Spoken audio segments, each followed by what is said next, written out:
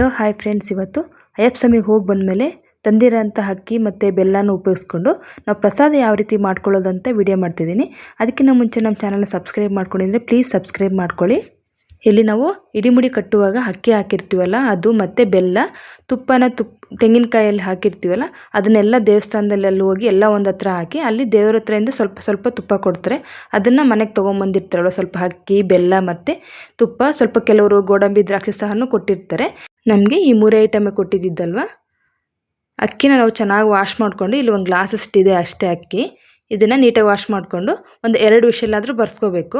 ನಿಮ್ಗೆ ಇನ್ನು ಸ್ವಲ್ಪ ಪ್ರಸಾದ ಜಾಸ್ತಿ ಮಾಡಬೇಕು, ಮನೇಲಿ ಜಾಸ್ತಿ ಇದೆ ಅಂದರೆ ಇದಕ್ಕೆ ಸ್ವಲ್ಪ ಅಕ್ಕಿ ಸಹ ಸೇರಿಸ್ಕೊಂಡು ನಾವು ಮಾಡ್ಕೋಬೋದು. ಇಲ್ಲಿ 2 ವಿಷಲ್ ಬರ್ಸ್ಕೊಳ್ಳೋಣ.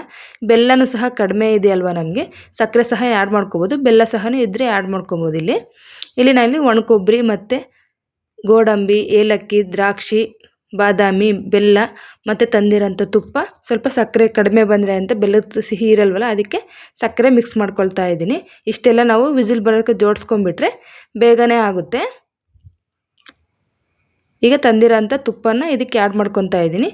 ಜಾಸ್ತಿ ಇರಲ್ವಲ್ಲ ತುಪ್ಪ, ನಾವು ನಮ್ಮ ಮನೇಲಿರೋಂಥ ತುಪ್ಪನೂ ಸಹ ಆ್ಯಡ್ ಮಾಡ್ಕೊಬೋದು. ನಾನು ಇಲ್ಲಿ ಒಂದು 2 ಸ್ಪೂನ್ ಅಷ್ಟು ಆ್ಯಡ್ ಮಾಡ್ಕೊಳ್ತಾ ಇದ್ದೀನಿ.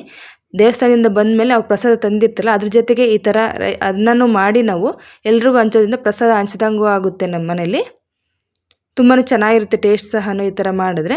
ನೋಡಿ, ಈ ಥರ ಇವಾಗ ಅನ್ನ ಆಗಿದೆ. ಹೇಳ್ತೀನಿ, ನಿಮ್ಗೆ ಇನ್ನು ಸ್ವಲ್ಪ ನೀರಾಗಬೇಕು ಅಂದರೆ ಇನ್ನು ಸ್ವಲ್ಪ ನೀರು ಜಾಸ್ತಿ ಸಹ ಆ್ಯಡ್ ಮಾಡ್ಕೋಬೋದು.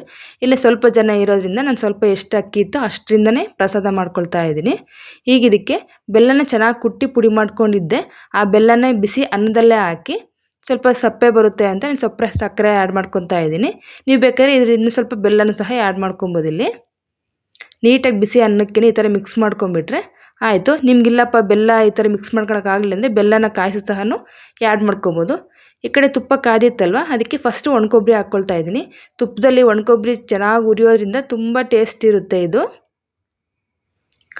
ಮತ್ತು ಗೋಡಂಬಿ, ಬಾದಾಮಿ, ದ್ರಾಕ್ಷಿ ಅವನು ಸಹ ಎಲ್ಲ ಹಾಕಿ ಚೆನ್ನಾಗಿ ಅವು ಒಂಬಣ್ಣ ಬರೋ ತನಕ ಚೆನ್ನಾಗಿ ಹುರ್ಕೋಬೇಕು. ನಾವು ತುಪ್ಪದಲ್ಲಿ ಚೆನ್ನಾಗಿ ಉರಿಯೋದ್ರಿಂದ ಅದು ಟೇಸ್ಟ್ ಚೆನ್ನಾಗಿರುತ್ತೆ. ಅವೆಲ್ಲ ಒಂಬಣ್ಣ ಬರೋವರೆಗೂ ಚೆನ್ನಾಗಿ ಮಿಕ್ಸ್ ಮಾಡ್ಕೋಬೇಕು ನಾವಿಲ್ಲಿ.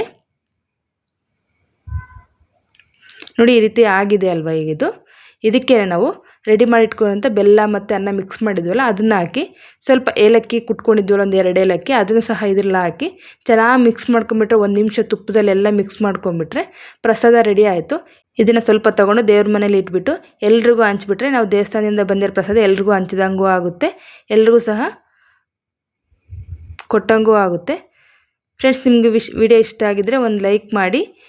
ಇನ್ನೂ ಹೆಚ್ಚಿನ ವಿಡಿಯೋಗಾಗಿ ನಮ್ಮ ಚಾನಲ್ನ ಸಬ್ಸ್ಕ್ರೈಬ್ ಮಾಡ್ಕೊಳ್ಳಿ. ಓಕೆ ಫ್ರೆಂಡ್ಸ್, ಬಾಯ್.